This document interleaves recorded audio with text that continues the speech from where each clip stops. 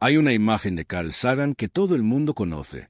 El científico de la sonrisa amplia y la voz pausada que miraba al cielo decía que somos polvo de estrellas. El hombre que dedicó su vida a combatir la superstición, el pensamiento mágico, la pseudociencia. El defensor más elocuente que tuvo el escepticismo científico en el siglo XX. El hombre que dijo, con una claridad que no dejaba espacio para la ambigüedad, que una afirmación extraordinaria requiere evidencia extraordinaria.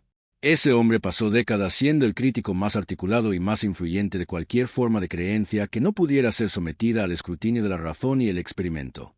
La religión, la astrología, la telepatía, los ovnis, los ángeles, el creacionismo, las experiencias cercanas a la muerte. Sagan los analizaba todos con la misma herramienta, el pensamiento crítico. Y casi invariablemente llegaba a la misma conclusión: no hay evidencia suficiente. Pero hay algo que esa imagen no captura. Algo que las entrevistas de televisión no mostraban. Algo que sus estudiantes conocían pero que el público general raramente vio. Y es esto: Carl Sagan no era un ateo simple. Era algo mucho más interesante, mucho más complicado, mucho más honesto que un ateo simple. Y en los últimos años de su vida, cuando el cáncer que lo estaba matando le dejaba cada vez menos tiempo para pensar y cada vez más razones para ser honesto, Sagan dijo algo que sus seguidores más dogmáticos nunca esperaban escucharle decir. Vale la pena escuchar hasta el final. Porque la historia de Carl Sagan y Dios no es la historia que te contaron. Es la historia de una mente que fue lo suficientemente grande para mantenerse en la pregunta más difícil de todas sin pretender que tenía la respuesta. Y eso, en el siglo de los dogmatismos de todos los colores, es más raro y más valioso de lo que parece. Empecemos por el principio, por el niño antes del científico. Carl Edward Sagan nació en Brooklyn en 1934, hijo de inmigrantes judíos. Su padre, Sam Sagan, había llegado de Ucrania siendo un niño y trabajaba en la industria textil. Su madre, Rachel Mali-Gruber, era una mujer de inteligencia y ambición extraordinarias que proyectó todo lo que ella no había podido ser sobre su hijo mayor. La infancia de Sagan estuvo marcada por dos experiencias que parecen contradictorias pero que en realidad son dos caras de la misma moneda. Por un lado, una fascinación profunda por el cosmos. A los 5 años su madre lo llevó a la Exposición Mundial de Nueva York de 1939, y lo que Sagan vio allí, los rayos del futuro, las máquinas del mañana, la visión de un mundo transformado por la ciencia y la tecnología, lo marcó de por vida. Por otro lado, una formación en la tradición judía que, aunque nunca fue profundamente religiosa en su hogar, dejó en Sagan una sensibilidad hacia las grandes preguntas que la ciencia sola nunca satisfizo completamente. Hay una escena que el propio Sagan describió varias veces en sus escritos. Tenía 4 o 5 años y le preguntó a su padre de qué estaban hechas las estrellas. Su padre no lo sabía. Sagan fue a la biblioteca del barrio y pidió un libro sobre estrellas. La bibliotecaria le trajo uno. Y en ese libro, Sagan encontró la respuesta. Las estrellas son soles. Soles enormes, lejísimos. Y si fueran más cercanas, el cielo nocturno sería como el cielo de día. Esa revelación, que el cielo nocturno era un espacio de una magnitud incomprensible lleno de soles enormes, no aplastó a Sagan. Lo liberó. Lo hizo sentir que vivía en un universo de una grandeza que superaba cualquier historia que los humanos hubieran inventado. Y ese sentimiento nunca lo abandonó. Fue a la Universidad de Chicago, donde estudió con algunos de los mejores científicos de su generación. Hizo su doctorado en astronomía y astrofísica. Y desde muy temprano en su carrera mostró la característica que lo haría famoso y que también le costaría más de un problema académico: la capacidad de comunicar ideas científicas complejas de una manera que el público general podía entender y que lo hacía sentir partícipe de algo grande. Esa capacidad lo convirtió en el divulgador científico más influyente del siglo XX. Sus libros vendieron decenas de millones de copias. Su serie de televisión Cosmos, producida en 1980, fue vista por más de 500 millones de personas en más de 60 países. Era raro, era extraordinario. Era la voz de la ciencia para una generación entera. Y esa voz, durante décadas, fue inequívocamente escéptica sobre Dios. No agresivamente atea, no militantemente atea, pero escéptica. Sagan rechazaba la idea de un Dios personal, el Dios de las religiones abrahámicas que crea el universo, interviene en la historia humana, responde oraciones, premia y castiga. Para Sagan, esa idea era una proyección de la psicología humana sobre el cosmos. Una manera de hacer el universo más cómodo, más familiar, más manejable, pero no una descripción honesta de lo que la evidencia mostraba. Tenía una frase que usaba a menudo y que se convirtió en algo así como su firma filosófica: El cosmos es todo lo que es, todo lo que fue y todo lo que alguna vez será. No hay nada fuera del cosmos. No hay un creador separado del cosmos que lo observa desde afuera. El cosmos es la totalidad de la realidad y la ciencia es el mejor método que los humanos han desarrollado para entenderlo. Esa posición lo enfrentó repetidamente con las instituciones religiosas, con los creacionistas que querían enseñar el diseño inteligente en las escuelas, con los políticos que mezclaban fe y política pública. Sagan peleó esas batallas con una combinación de rigor intelectual y pasión que hacía que sus adversarios rara vez salieran bien parados del encuentro. Pero hay algo que sus adversarios religiosos y sus seguidores ateos por igual tendían a perder de vista. Y es que Sagan nunca dijo que Dios no existía. Lo que Sagan decía, con una precisión que merece ser tomada en serio, era que no había evidencia suficiente para afirmar que Dios existe en la forma en que las religiones lo describen.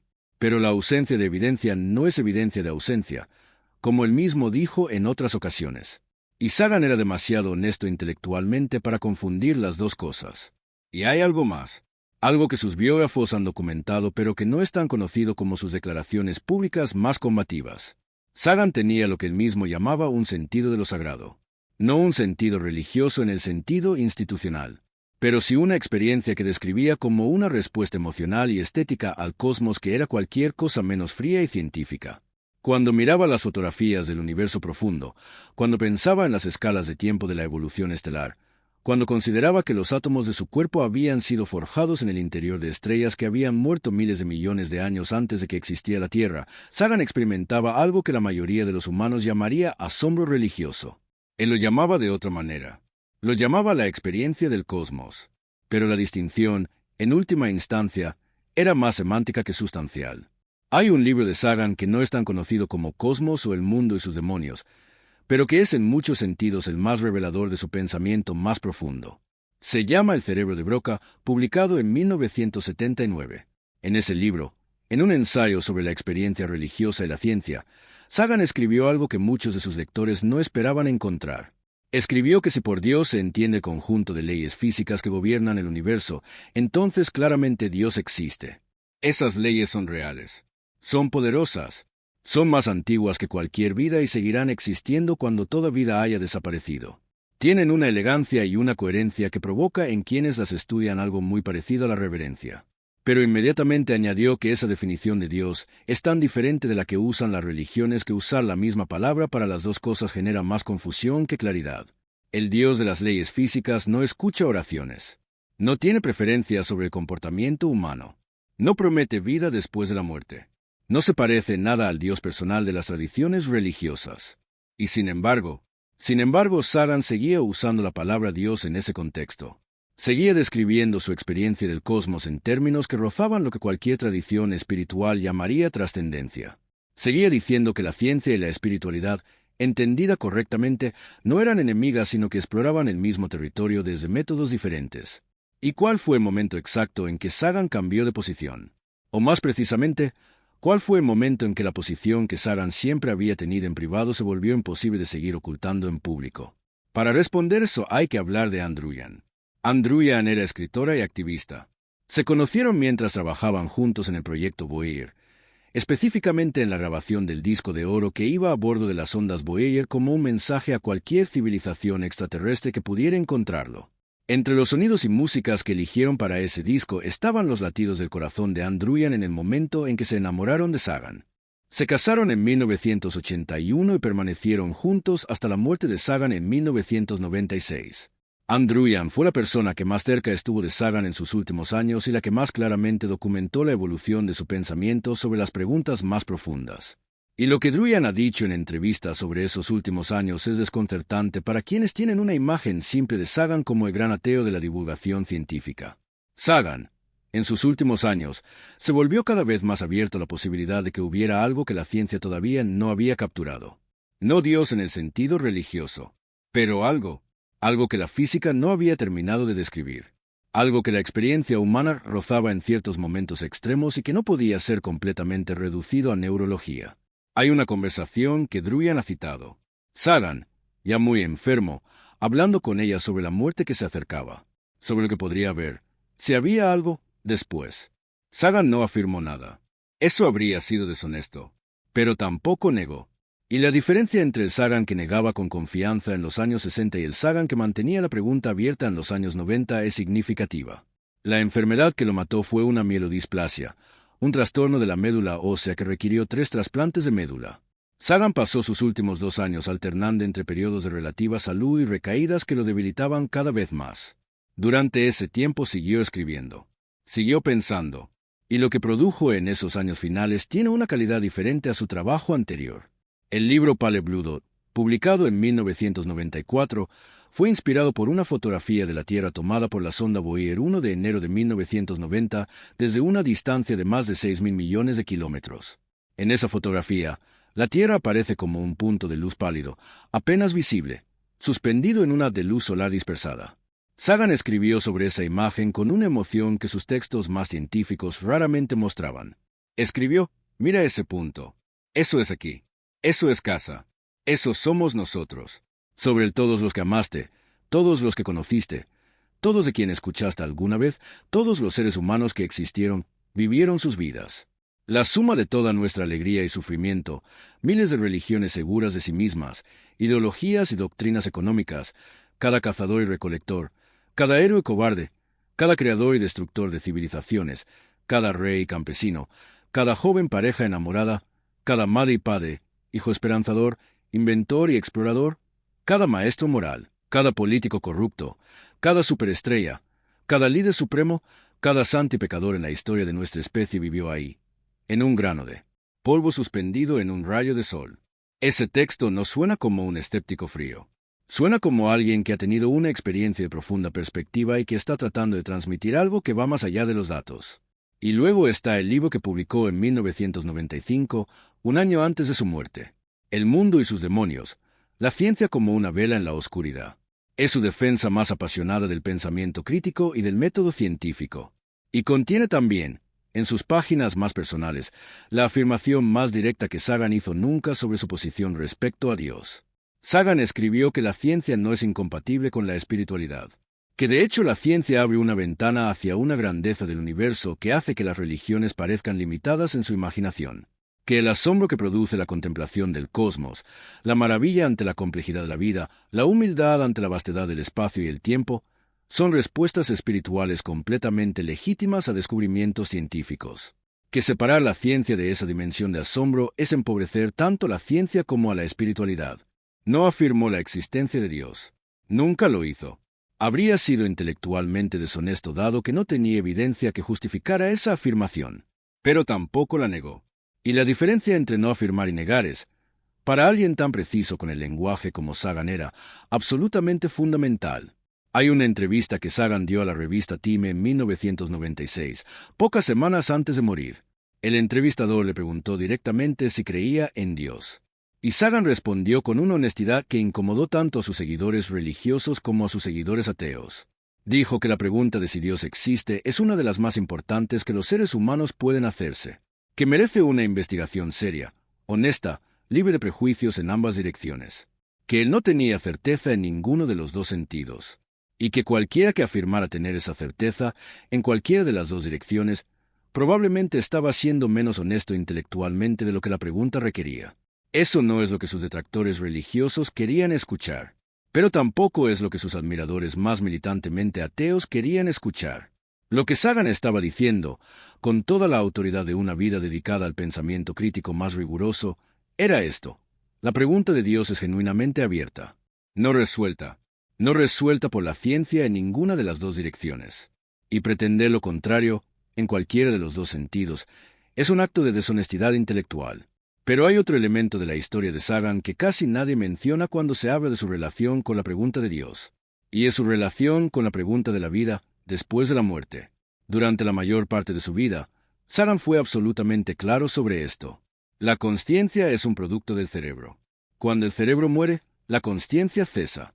No hay continuación. No hay alma que sobreviva. No hay reencarnación, ni cielo, ni ningún otro estado post-mortem.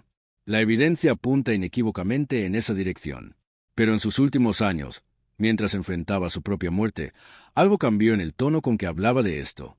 No en la posición oficial, sino en el tono, en la manera en que mantenía la pregunta. Andrew Yan ha hablado de esto con una franqueza que merece atención.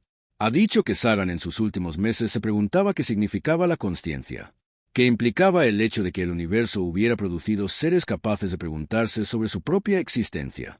Si esa capacidad de autoconciencia decía algo sobre la naturaleza del cosmos que la física todavía no había capturado. No llegó a conclusiones.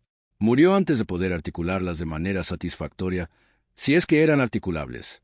Pero el hecho de que las estuviera haciendo, el hecho de que el escéptico más riguroso de su generación estuviera manteniendo esas preguntas abiertas en lugar de cerrarlas con la respuesta materialista estándar, dice algo sobre la profundidad de esas preguntas. Y hay una última cosa sobre Sagan que es relevante para entender su posición final sobre Dios. Su relación con el cosmos no era abstracta, era personal, era emocional, era, en el sentido más honesto de la palabra, espiritual. Cuando describía el cosmos, Sagan no estaba describiendo un mecanismo. Estaba describiendo algo que lo llenaba de asombro y de algo que se acercaba a la reverencia. Cuando hablaba de las estrellas que forjaron los átomos de nuestros cuerpos, no estaba simplemente relatando un hecho astronómico. Estaba expresando una experiencia de conexión con algo más grande que cualquier vida individual. Algo que trascendía el tiempo de cualquier existencia humana, pero que de alguna manera estaba también presente en cada momento de esa existencia. ¿Eso es Dios? Sagan no habría usado esa palabra. Pero si le hubieras preguntado si ese sentido de conexión con el cosmos era la experiencia más importante de su vida intelectual y emocional, habría dicho que sí. Y quizás eso es más honesto y más profundo que cualquier afirmación o negación de la existencia de Dios. Sagan murió el 20 de diciembre de 1996 en Seattle, Washington. Tenía 62 años. Demasiado joven para una mente de esa calidad. Aunque, como él mismo habría dicho, el universo no organiza su calendario en función de lo que los humanos consideran justo. Dejó un legado que es mucho más rico y más complejo de lo que la etiqueta de escéptico racionalista captura. Dejó una posición filosófica sobre las preguntas más profundas que es genuinamente difícil de clasificar. No era religioso, no era ateo. Era algo más interesante. Era alguien que se tomaba las preguntas más difíciles lo suficientemente en serio como para no responderlas antes de tiempo. Hay una frase de Sagan que resume mejor que ninguna otra su posición final sobre Dios y el cosmos. La escribió en El mundo y sus demonios, su último libro publicado antes de su muerte, y dice lo siguiente: en algún lugar, algo increíble está esperando ser conocido. Esa frase puede leerse de muchas maneras. Como una declaración de fe en la ciencia, como una invitación a seguir explorando, como una expresión de humildad ante la vastedad de lo desconocido. Pero también puede leerse como algo más. Como el reconocimiento, por parte del mayor escéptico de su generación, de que el universo contiene más de lo que cualquier sistema de creencias, incluyendo el escepticismo científico, ha capturado todavía. Sagan no cambió de posición sobre Dios en el sentido de que un día dejó de ser escéptico y empezó a ser creyente. Eso no ocurrió y sería deshonesto decir que ocurrió. Lo que cambió fue algo más sutil y más importante. Lo que cambió fue la certeza con que mantenía la posición negativa. La confianza con que podía decir no hay evidencia y concluir que por tanto no existe. La seguridad con que podía cerrar la pregunta. En sus últimos años, frente a su propia muerte, frente a la vastedad de lo que la ciencia todavía no comprende, frente a la experiencia directa de que hay algo en la consciencia humana que resiste la reducción a mera neurología, Sagan dejó la pregunta abierta. Y eso, viniendo de él, es más significativo que cualquier conversión religiosa hubiera podido ser. Porque significa que la pregunta sobre Dios no es una pregunta que los ignorantes hacen y los sabios responden con uno simple. Es una pregunta que las mentes más rigurosas, las más honestas, las más comprometidas con la verdad, mantienen abierta. No por cobardía intelectual, sino por honestidad. Y Carl Sagan, hasta el final, fue honesto.